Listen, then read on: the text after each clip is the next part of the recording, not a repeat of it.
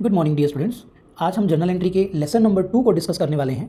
जैसा कि हमने प्रीवियस वीडियो में मैंने आपको बताया था कि हम जर्नल एंट्री के इस चैप्टर को 3 पार्ट में 3 लेसन्स में कवर करने वाले हैं। और प्रीवियस लेसन में हमने सिंपल जो कैश ट्रांजेक्शंस होती हैं और जो क्रेडिट ट्रांजेक्शन होती हैं इनको हमने कवर किया सिंपल वे में।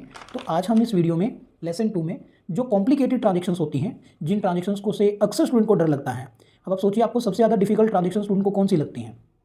अगर मैं गैस करूं तो डेफिनेटली वो ट्रांजेक्शन जिसमें ट्रेड डिस्काउंट भी हो, जिसमें कैश डिस्काउंट भी हो, और स्पेशली जिसमें से कंप्लीट ट्रांजेक्शन ना तो कैश हो, कंप्लीट ट्रांजेक्शन ना क्रेडिट हो, कुछ ट्रांजेक्शन का पार्ट कैश हो, कुछ क्रेडिट भी हो। ऐसी ट्रांजेक्शन्स स्टूडेंट्स को सबसे ज़्यादा कॉम्प्लिकेटेड लगती हैं और उनको पता नहीं होता है कि उनकी जर्नल एंट्री या वर्किंग नोट कैसे बनाते हैं। तो आज इस वीडियो में मैं आपको 3 एग्जाम्पल की हेल्प से एग्जाम्पल नंबर एवरेज लेवल, एक डिफिकल्ट या मोस्ट डिफिकल्ट लेवल तक के सभी ट्रांजेक्शन्स को प्रैक्टिस करवाने वाला हूँ। वीडियो थोड़ा लेंथी हो सकता है, बट अगर आप इस वीडियो को एंड तक देखते हैं देन वेरी श्योर कि आज के बाद ये वाली जर्नल एंट्रीज आपकी कभी गलत नहीं होगी। आज की वीडियो को जय श्री राम बोल के स्टार्ट करते हैं। बोलिए जय श्री राम।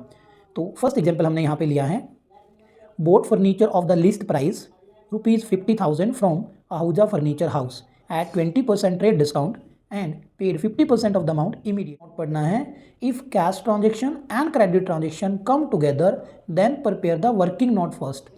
कभी भी माय डियर स्टूडेंट आपको एक ही ट्रांजेक्शन में कैश और क्रेडिट दोनों मिल जाएं तो ऑलवेज आपको वर्किंग नोट पहले प्रिपेयर करने चाहिए बिफोर दी जर्नल एंट्री। और वर्किंग नोट कैसे बनाते हैं ये मैं बिल्कुल आपको स्टेप बाय स्टेप बताऊंगा। आपको सिर्फ फोकस करना है कि कौन से नंबर पर कौन से स्टेप को आपको अटेम्प्ट करना है। सबसे पहले जो लिस्ट प्राइस होता है वो होता है आपका MRP, मैक्सिमम रिटेल प्राइस, जो किसी प्रोडक्ट के ऊपर MRP लिखा होता है। तो first of all we will write list price of goods या furniture whatever the thing is, वो हम सबसे पहले लिखेंगे। देन स्टेप 1, पहले स्टेप में आपने जो ट्रेड डिस्काउंट गिवन है परसेंटेज, उस परसेंटेज को आपने इस लिस्ट प्राइस के ऊपर कैलकुलेट करते हुए इसी लिस्ट प्राइस में से इसको माइनस कर देना है और उसके बाद फिर इस ट्रेड डिस्काउंट के अमाउंट को भूल जाना है बिल्कुल गजनी की तरह जैसे। और लिस्ट प्राइस में से ट्रेड डिस्काउंट लेस करने के बाद जो आपका ये अमाउंट बचता है, जहाँ हमने स्टार लगाया है, बस आपको ये अमाउंट अब याद रखना है कि हमने जो फर्नीचर बाय किया था वो अब 40,000 का है और ये अमाउंट आपको भूल जाने हैं अब। सो 40,000 अब वो अमाउंट है जिस अमाउंट का फर्नीचर हमने बाय किया है। अब इसमें से हमने 50% अमाउंट को इमीडिएटली पे कर लिया, तो अब हम इस 40% का 2 पार्ट में डिवाइड कर देंगे। 50% जो हमने कैश दे दिया एंड रिमेनिंग 50% जो अभी भी क्रेडिट ट्रांजेक्शन है। और जब भी कोई ट्रांजेक्शन क्रेडिट होती है तो उसमें हम पर्सनल अकाउंट लिखते हैं, जिसके लिए हम क्या करेंगे, आहूजा फर्नीचर हाउस का नाम लिखेंगे। तो इसमें से 50% का मतलब सिंपल हाफ होता है, तो 20,000 इधर 20,000 इधर, तो 20,000 का अमाउंट हमने कैश में पे कर दिया, जिसके लिए आपको कैश अकाउंट को क्रेडिट करना है। और रिमेनिंग 20,000 के लिए जो अभी तक हमने पे नहीं किए उसके लिए हम आहूजा फर्नीचर हाउस को क्रेडिट करेंगे।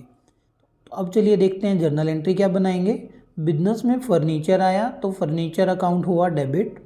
फर्नीचर 40,000 का था, क्योंकि अब हमें ये ध्यान नहीं रखना है, सिर्फ यही अमाउंट याद रखना है, जिसमें से 20,000 50% हमने कैश में पे कर दिया, टू कैश। अगर आपने ये पेमेंट चेक या बैंक ड्राफ्ट से की होती तो माय डियर स्टूडेंट आप बस कैश की जगह पर बैंक लिख रहे होते हैं। और रिमेनिंग जो क्रेडिट में है उसके लिए हम आहूजा फर्नीचर हाउस को लिख देंगे और इस तरह से आपकी एंट्री बन जाएगी। नरेशन के लिए आप इसकी फर्स्ट लाइन जो है स्टार्टिंग के 4-5 वर्ड्स इसको एज इट इज़ यहाँ लिख सकते हैं या उसको ब्रीफ करके लिख सकते हैं। तो अब यहाँ पर फर्स्ट ट्रांजेक्शन में आपको नोट क्या करना चाहिए, so point should be noted, trade discount is not recorded in the books of account.